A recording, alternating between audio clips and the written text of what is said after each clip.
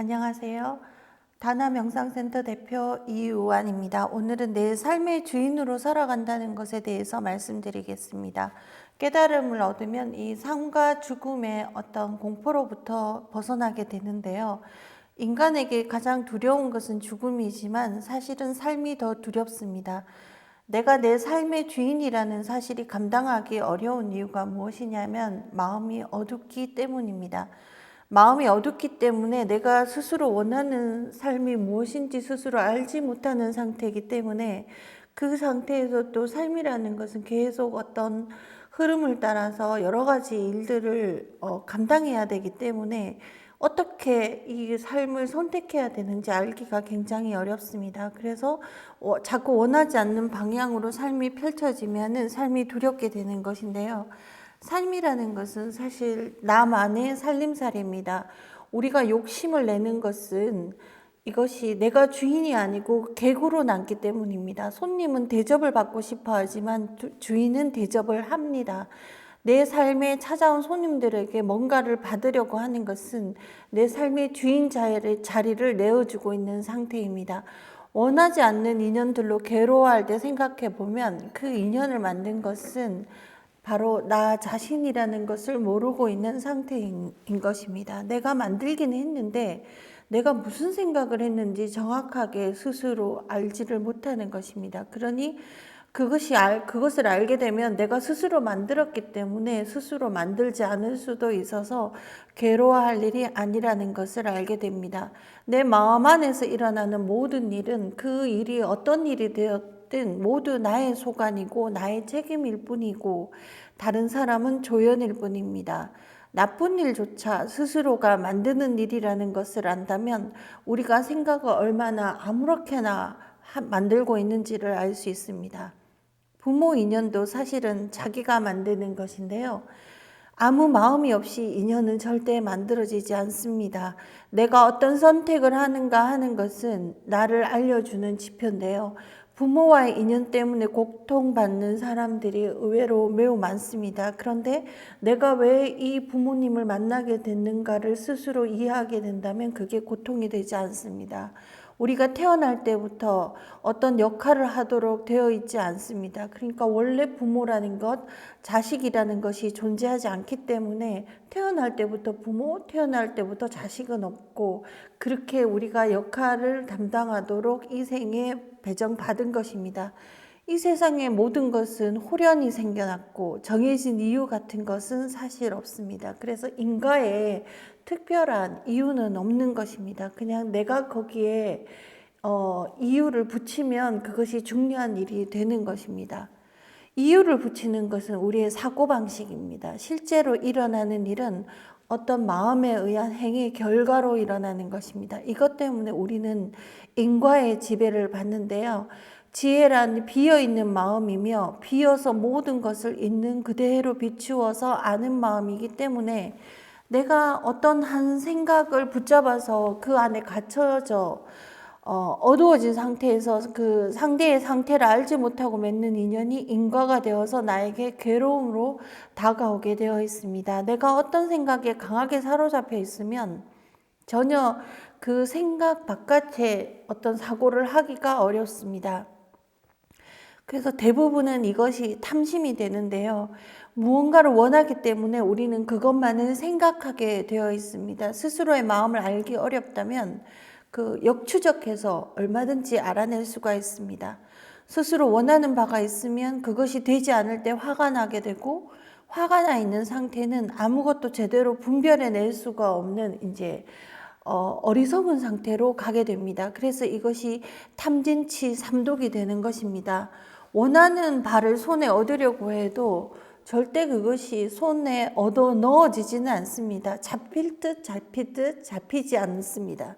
왜냐하면 우리는 혼자 살아가는 것이 아니니까 내가 원하는 바가 있으면 그것이 꼭 경계 환경이나 상황에 의해서 그게 부딪힙니다. 그래서 부딪혀도 화를 내지 않고 그것을 헤쳐나갈 수 있는 어떤 지혜가 있어야 되는데 그 상태에서 화가 나서 상황이 이제 어리석어져 버립니다. 그러니까 화가 나니까 이 상황을 어떻게 헤쳐나가야 되는지를 알지 못하게 되는 것입니다.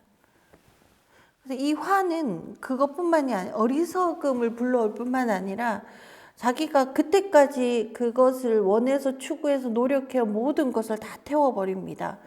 그리고 대부분의 사람들의 마음이 이런 상태이기 때문에 여러 실패를 해서 좌절감이 매우 깊습니다.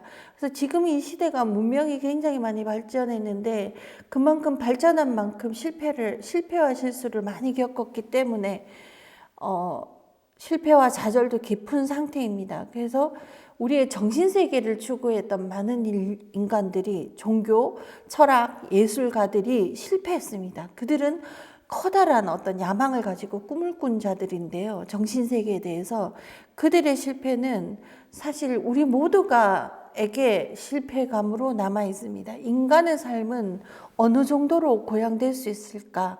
삶을 정복하지 않고 죽음을 과연 넘어설 수 있을까? 지금의 시대는 이런 생각은 좌절감 속에 싸매어두고 소확행이라고 해서 순간의 즐거움을 찾아서 매일매일 헤매에 답니다. 이상과 꿈이 사라진 뒤 인간은 자기 삶의 주인으로 얼마만큼 자유로워질 수 있을까요? 마음 공부를 하는 사람들을 상대로 이야기를 해봐도 깨달음은 특별한 사람들만 하는 것이지 자기 자신은 할 수 없다. 다만 이 공부가 좋아서 한다. 이런 얘기들을 많이 합니다. 그래서 깨달음을 얻을 가능성을 접어두고 마음 공부를 한다는 것이 도대체 무엇인가 하는 생각이 저는 듭니다. 물질 문명은 정신 문명을 좌절감 안에다 지금 가둬 놓았는데요. 왜냐하면 물질 문명이라는 것은 실패와 좌절로 끝나는 것이 아니라 어떤 구체적인 결과물을 인간의 손에 가져다 주었거든요.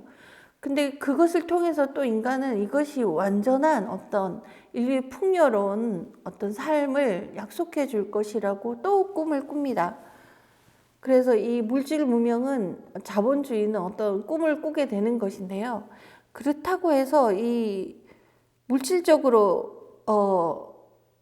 자유롭고 완전히 풍요로워지지도 않습니다. 근데 이게 가능할 것이라고 생각하는 것이 인간은 끝없이 꿈을 꾸면서 행복해질 수밖에 없는 그런 존재이기 때문에 지금은 그것을 과학이나 물질 문명에 밖에 희망을 둘 수가 없는 상태인 것 같습니다. 여러분도 마음 공부를 하시는 분들이 많지만 정말 스스로가 깨달음을 얻겠다 혹은 깨달음을 얻을 수 있다라고 생각하는 분이 몇 분이나 계실지 궁금합니다. 자본주의는 사실 영원한 시스템이 아닙니다. 지금의 자본주의의 한계를 우리가 얼마나 이해하고 있는지 생각해 볼 일입니다. 물질은 정신과 다르지 않기 때문에 정신세계에서 우리가 실패를 했다면 물질세계에서도 실패를 할 가능성이 있습니다. 그래서 물질과 정신이 다르지 않다. 이것은 색즉시공이라는 반야신경의 내용인데요. 이것은 비어있다는 말입니다. 정신도 비어있다. 물질도 비어있다. 모든 것은 비어있다. 이것이 불교의 가르침인데요. 자, 비어있다는 것을 이해하면 우리가 좌절감을 가질 이유가 없습니다. 우리가 비어있다라는 걸 이해하지 못하기 때문에 좌절감에서 나오지 못하는 것입니다. 좌절감이라는 것은 아직도 유와 무의 세계에 머물러 있는 상태입니다. 그래서 유의 세계에 살다가 무를 맞닥뜨렸는데도 좌절하지 않고 비어있음을 이해하는 것이 바로 불교입니다. 그래서 비어있기 때문에 당연히 아무것도 이루어지지 않고 어떤 추구하는 끝은 파국이 있는 것이기 때문에 파국은 당연합니다.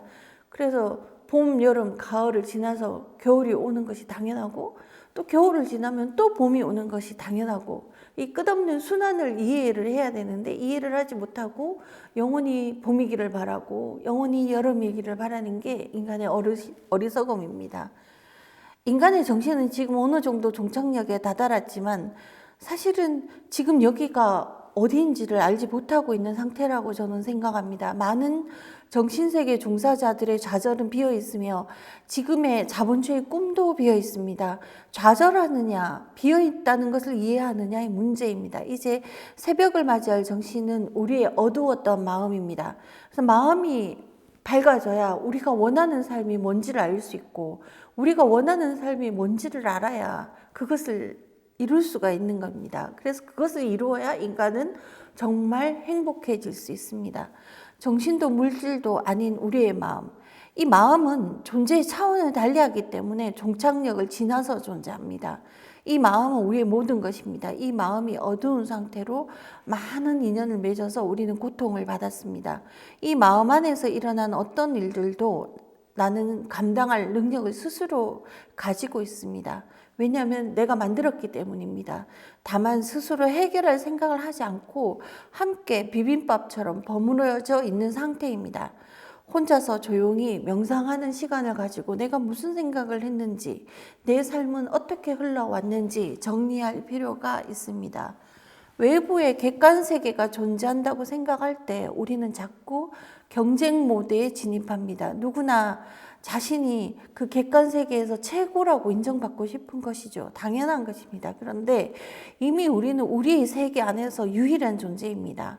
그래서 외부 객관 세계에서 남과 경쟁할 것이 아니라 자기만의 세계에서 자기가 주인으로서 모든 권력과 권위를 누려야 합니다. 반야신경에 나오는 것처럼 우리의 객관 세계는 비어 있습니다. 이 세계가 사라져야 그 다음에 우리의 마음이 보이게 그렇게 되어 있는 것입니다. 이 세계가 존재하는 순간에 우리의 마음은 사라지고 어두워지게 되어 있습니다. 마음이 생겨나면 거기에 유일한 주인공은 바로 나 자신입니다. 우리가 타인이 우리 삶에 개입하고 우리를 모욕해도 그대로 두는 이유는 우리 자신이 삶의 주인공을 알지 못하고 이 세상에 적응해야 되기 때문에 이걸 참아야 된다고 오해하고 있기 때문입니다. 사실 불쾌한 일들은 늘 존재하지만 그것은 적응의 문제가 아닙니다. 외부 객관 세계가 존재해야 적응의 문제가 생기는 것이죠. 적응의 문제라고 알고 있는 경우는 우리가 마음의 주인 자리를 내어준 상태입니다. 그래서 이제 불교에서는 이것을 인욕의 차원으로 이야기합니다. 우리는 우리 삶의 주인으로서 우리 삶 안에 일어나는 어떤 일에도 흔들리지 않아야 하기 때문에 이것을 인욕이라고 합니다. 내 마음이 흔들리는 것은 내 세상이 흔들리는 것과 다르지 않은 일입니다. 비록 내가 사랑하고 보호한 대상이 나를 배신하고 모욕하더라도 내 마음이 흔들리고 내 세상이 흔들릴 필요가 없습니다. 우리가 스스로 주인의식이 자리 잡지 못하기 때문에 다른 이들과 쓸데없는 갈등이 수없이 일어나고 이런 상태에서는 나의 삶에 오롯이 집중하기가 어렵습니다.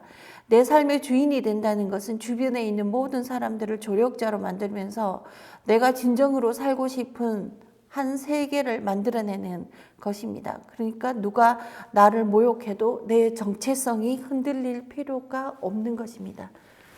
이것을 인용이라고 합니다. 네, 오늘은 여기까지 하겠습니다. 감사합니다.